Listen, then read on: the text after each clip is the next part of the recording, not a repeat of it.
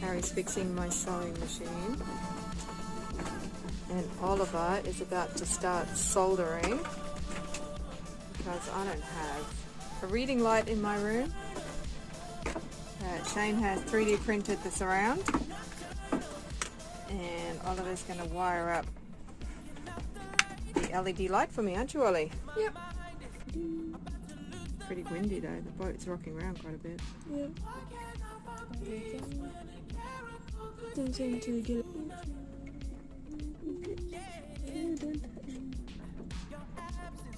Up. I see. Oh no, I don't think it's on yet. Is it? Don't make me think about